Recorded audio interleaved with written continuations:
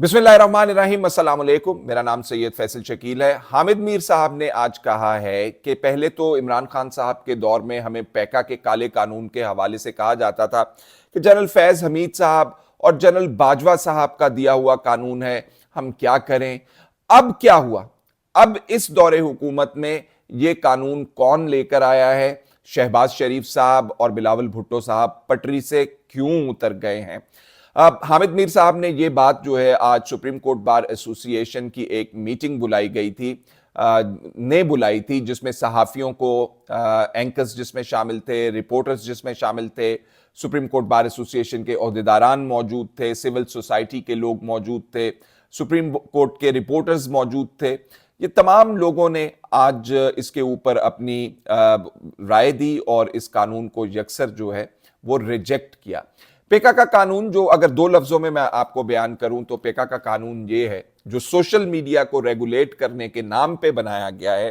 वो कानून ये है कि किसी भी सहाफी की, किसी भी शहरी की, किसी भी सोशल मीडिया के ऊपर जो जर्नलिस्ट काम करते हैं या इवन सिटीजन जर्नलिस्ट की, अगर हुकूमत को कोई बात पसंद नहीं आएगी तो हुकूमत उसको पकड़ लेगी और उसके खिलाफ कंप्लेंट जो है वो कोई भी फाइल कर सकता है। जो उसकी डेफिनेशन के मुताबिक कोई दूसरा, तीसरा, चौथा शख्स जो है कंप्लेंट फाइल कर सकता है। हुकूमत उसको पकड़ लेगी, अपने ही बनाए हुए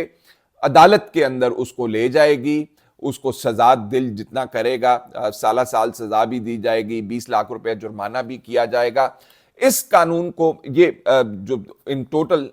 ये कानून है और जिसमें ना किसी बुनियादी हुकूक का ख्याल रखा गया है,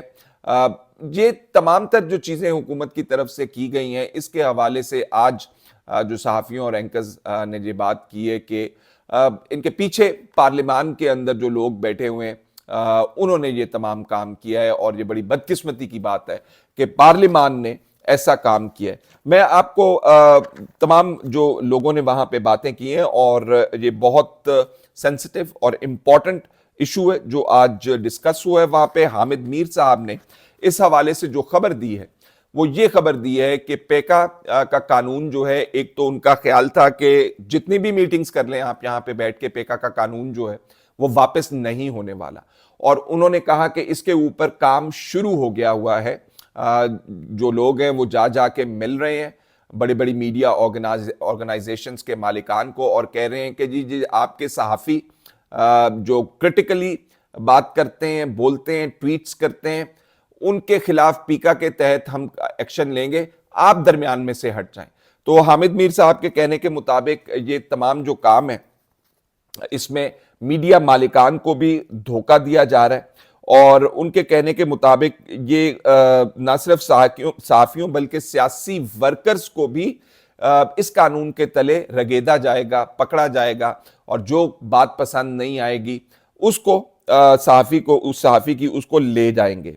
उन्होंने कहा कि जी ये बड़ी दुख दर्द की बात है कि इसको अवामी नुमाइंदों ने बनाया। 2022 में भी यही कानून था और अब तरामीम करके इसके अंदर अदालतें बनाई जा रही हैं। हम सिर्फ इसलिए काले कानून की मुखालफत क्यों बंद करें कि पहले इमरान खान साहब का दौर था तो कहा जा रहा था मुखालफत करते रहें, शहबाज शरीफ साहब भी आ गए थे मिलके और आस्तीने जो है वो कस के, और अब जो है हमें कहा जा रहा है कि शहबाज शरीफ साहब हैं तो बिलावल भुट्टो साहब हैं, तो अब हम इसकी मुखालफत ना करें। ये कैसे हो सकता है? अच्छा, अब इमरान खान की हुकूमत में कहते थे कि ये कानून जनरल बाजवा और जनरल फैज हमीद लेकर आए हैं, लेकिन उन्होंने कहा कि जी अब हमें बताएं कि अब ये कानून कौन लेकर आया। तब तो आप हमें कहते थे, और ये रेफरेंस जो है मुस्लिम लीग नून और पाकिस्तान पीपल्स पार्टी वालों के हवाले से हामिद मीर साहब ने दिया कि जब ये ऑपोजिशन में थे तो हमें ये कहते थे, लेकिन अब जो है खुद ही वो ये काम जो है करके बैठ गए। उन्होंने कहा कि जी ये आप देखिएगा कि आने वाले दिनों के अंदर ये कानून के तहत लोगों के सर जो हैं वो तन से जुदा किए जाएंगे। उन्होंने कहा कि जी हमारा मौक़िफ़ पहले भी इस कानून के हवाले से यही था और अब भी इस कानून के हवाले से हमारा मौक़िफ़ यही है कि ये काला कानून है। मज़हर अब्बास साहब ने कहा है कि मैं बिल्कुल इस हक में नहीं था कि बार एसोसिएशंस या सहाफ़ी जो हैं इस कानून को लेकर अदालतों के अंदर चले जाएं। उनका कहना था कि अदालतें तो खुद पेका ان کے اوپر نافذ ہوا ہے۔ ذکر وہ کر رہے تھے 26ویں ترمیم کا، جو حالات 26ویں ترمیم نے عدلیہ کے کیے ہوئے، اس حوالے سے انہوں نے بات کی کہ ہم تو 26ویں آئینی ترمیم کے تحت جو آئینی بینچ بنایا گیا ہے اس کے بھی خلاف ہیں۔ انہوں نے کہا کہ لیکن وکلاء اس کے سامنے پیش ہوتے ہیں، تو انہوں نے کہا کہ یہ سلیکٹڈ یا کنڈیشنل ایکسیپٹیبلٹی یہ بھی نہیں ہونی چاہیے۔ پیکا کے تحت بولنے کے حق کو کرمنلائز کر دیا گیا ہے۔ اب یہ دیکھیے، یہ جو بولنے کا حق ہے یہ ہر شہری کا حق ہے، اور یہ جو ڈیموکریسیز کے اندر، ماڈرن ڈیموکریسیز کے اندر تو بہت خیال رکھا جاتا ہے اس کو، بولنے کے حق کو، اور پاکستان کے اندر اس کے حوالے سے کانسٹیٹیوشن کے اندر آرٹیکل بھی موجود ہے، آرٹیکل 19، لیکن اب اس کو کرمنلائز کر دیا گیا ہے کہ اگر آپ بولیں گے اور اگر آپ کا بولنا ہمیں پسند نہ آیا تو آپ کو پکڑ لیا جائے گا۔ انہوں نے کہا کہ جی میں نے یہ پہلے بھی کہا تھا اور میں اب بھی یہ کہہ رہا ہوں کہ جن لوگوں نے یہ قانون بنوایا ہے یا بنایا ہے، لیکن جنہوں بنانے والے جو ہیں مسلم لیگ نون اور پیپلز پارٹی والے، یہ ان کو ہی ڈسے گا۔ انہوں نے کہا کہ جی یہ اخبارات کے اندر جو اشتہارات دیے جاتے ہیں خبروں کی صورت میں، اور خاص طور پر انہوں نے فروری کے مہینے میں لاسٹ ایئر ایک شائع ہوا تھا بہت بڑا اشتہار جس میں لکھا ہوا تھا کہ چوتھی بار بھی وزیر اعظم نواز شریف، تو انہوں نے کہا کہ جی یہ خبر کی صورت میں چھپوایا گیا تھا اخبارات کے اندر، تو یہ فیک نہیں ہے، تو کیا ہے یہ؟ ان کا ساتھ یہ بھی کہنا تھا کہ جو ڈان اخبار کے اشتہارات ہیں وہ اس لیے بند کر دیے گئے ہیں کہ ڈان اخبار جو ہے وہ کرٹیسزم یا ڈسینٹ یا اختلاف رائے کو چھوڑ نہیں رہا، تو ان کے ساتھ یہ سلوک کیا جا رہا ہے کہ ان کے اشتہارات ہی بند کر دیے گئے۔ نہ وفاق انہیں دے رہا ہے، نہ سندھ دے رہا ہے، نہ پنجاب دے رہا ہے۔ یہ کہنا تھا مظہر عباس صاحب کا۔ کہتے کہ یہ پاکستان کے اندر مسئلہ ہی کچھ ایسا ہے، طاقت کا، اختیار کا، لوٹ گھسوٹ کا، کھینچا تانی کا، کہ یہاں پہ کبھی بھی اختلاف رائے کو عزت نہیں دی گئی، بلکہ طاقتور جو ہے ہمیشہ اس کے اوپر یہ ناگواری گزرا ہے۔ لیکن انہوں نے کہا کہ اس سے وارننگ میں دے رہا ہوں کہ اس سے مس انفارمیشن اور ڈس انفارمیشن جو ہیں یہ پھیلتی ہیں، اس سے رکتی نہیں ہیں۔ انہوں نے ایک اور بات جو ہے بریک کی، خبر بریک کی، انہوں نے کہا جی کہ پی ٹی وی کو اور اے پی پی کو، یہ دو، ایک نیوز ایجنسی ہے اور دوسرا پی ٹی وی ٹیلی ویژن ہے جہاں سے خبریں نشر کرتی ہے ریاست یا حکومت، تو انہوں نے کہا کہ جی ان دونوں کو ایک درجہ دیا گیا ہے جسے اسٹریٹجک ادارے جس کے تحت ان کو گردانا گیا ہے، اور یہ اب یہاں پہ اگر جو خبر شائع ہوگی وہ اگر ون سائیڈڈ ہوگی، نقطہ نظر کو توڑ مروڑ کے پیش کیا جائے گا، حکومتی نقطہ نظر کو پروموٹ کیا جائے گا، تو پھر انہوں نے کہا کہ بتائیے نا جی ذرا پھر تو یہ فیک نیوز کے زمرے میں کیا نہیں آئے گا؟ متی اللہ جان صاحب نے بھی اس کے اوپر بات کی۔ انہوں نے کہا کہ جی سجیشنز انہوں نے اس قانون کے حوالے سے دی، اور انہوں نے کہا کہ جی کسی قسم کی حکومت کے ساتھ اس کے اوپر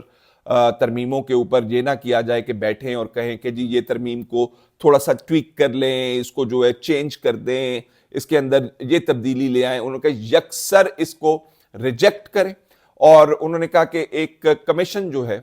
وہ بنانا چاہیے، جو کمیشن جو ہے سوشل میڈیا کے اوپر جو کانٹینٹ ہے اس کو مانیٹر کرے اور سالانہ رپورٹ شائع کرے اور اس کے اوپر ڈیبیٹ جنریٹ ہو، لیکن اس کے پاس یہ اختیار نہیں ہونا چاہیے کہ وہ کسی کو پکڑ لے اور کسی کو سزا دے بولنے کے اوپر، یہ بہت غلط ہوگا۔ تو منیز جہانگیر صاحبہ جو ہیں وہ ریگولیٹ کر رہی تھیں اس کو، اس تمام تر میٹنگ کو، اور انہوں نے کہا نہ آئین نہ انٹرنیشنل کنونشنز کو مد نظر نہیں رکھا گیا اس قانون کو بناتے ہوئے۔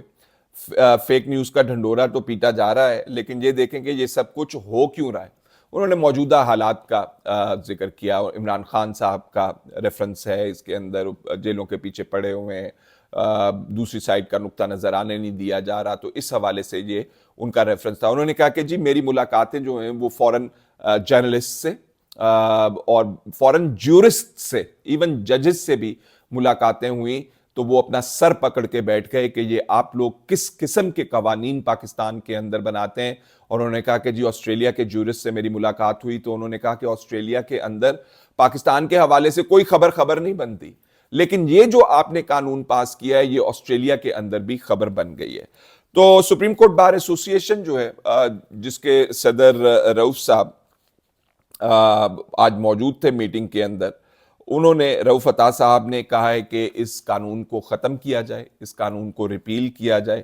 اور انہوں نے یہ کہا کہ فیک نیوز کی جو تعریف اس کے اندر گھڑی گئی ہے وہ مبہم ہے. اب دیکھیے جو فیک نیوز کی تعریف جو اس کے اندر کی گئی ہے وہ بہت اوور آرچنگ سی وائڈ سپریڈ مطلب کوریج اس کے اندر آ سکتی ہے کہ آپ کسی کو بھی کہہ سکتے ہیں کہ یہ اگر کسی کا اوپینین بھی ہے تو اس کو بھی پکڑ لیں آپ فیک نیوز کے کھاتے کے اندر. اور فیک نیوز ایک کیٹیگری ہے جس کے اندر آپ جو سوشل میڈیا کے اوپر بعض اوقات کوئی من گھڑت خبر دیکھتے ہیں جس کے اوپر لوگو لگا دیتے ہیں جیو کا یا ARY کا یا کسی اور چینل کا, اسے فیک نیوز کہا جاتا ہے. لیکن صحافیوں کی چھپنے والی خبریں اخبارات کے اندر اگر پسند نہ آئیں تو حکومت اس کو بھی فیک نیوز گردانے گی. مس انفارمیشن, ڈس انفارمیشن, میل انفارمیشن, یہ 3 براڈ کیٹیگریز ہیں جس کا کوئی خیال نہیں رکھا گیا. اور اب تو جو انٹرنیٹ کے اوپر جس قسم کا مواد موجود ہے اس کے حوالے سے بہت زیادہ کیٹیگرائزیشن ہوئی ہے. تو اس کے اوپر آج میٹنگ کے اندر بہت زیادہ شد و مد کے ساتھ اس کو قانون کو جو ہے ریجیکٹ کیا گیا ہے, اور سپریم کورٹ بار ایسوسی ایشن کے صدر رؤف صاحب کو یہ گیا, رؤف عطا صاحب کو کہا گیا کہ جی آپ سپریم کورٹ بار پریس ایسوسی ایشن جو ہے اس کے ساتھ مل کے آپ 184(3) کے تحت سپریم کورٹ کے اندر آپ درخواست دائر کریں. لیکن رؤف عطا صاحب نے کہا کہ جی جتنا ہم نے کیا اتنا ابھی کافی ہے, آپ نے پہلے ہمیں انوالو نہیں کیا تو آگے چل کے دیکھیں گے ہم کرتے کیا ہیں. تو مسئلہ کچھ ہوا ہے سپریم کورٹ بار ایسوسی ایشن کا کہ یہ حکمران جماعت جو ہے ان کے حامی ہیں, ان کے سپورٹرز ہیں, لیکن میرا خیال ہے کہ حکمران جماعت کے اندر بھی کوئی یہ محسوس ضرور کر رہا ہے کہ یہ جس قسم کا قانون لے کر آیا گیا ہے اس سے تو پھر کوئی دوسرے کا نقطہ نظر نہیں اٹھائے گا, پھر سب ایک ہی راگ الاپیں گے. اور کل, آج تو ہم حکومت میں ہیں جو مرضی کر سکتے ہیں, لیکن کل کو اپوزیشن کے دن بھی دیکھنا پڑتے ہیں, اپوزیشن میں بھی آنا پڑتا ہے. تو اس قانون کے حوالے سے تھوڑی بہت اگر کسی کے ذہن میں جو ہے رائے اس کے مخالف حکومت کے اندر ہے, جس کی وجہ سے آج سپریم کورٹ بار ایسوسی ایشن نے اس کو ٹیک اپ کیا ہے. آئندہ کتنا آگے جائیں گے یا کتنا آگے نہیں جائیں گے that is anybody's guess, لیکن تمام تر لوگوں نے اس کو آج یکسر جو ہے وہ ریجیکٹ کر دیا ہے. فی الحال اتنا ہی, اجازت دیجیے, اللہ حافظ.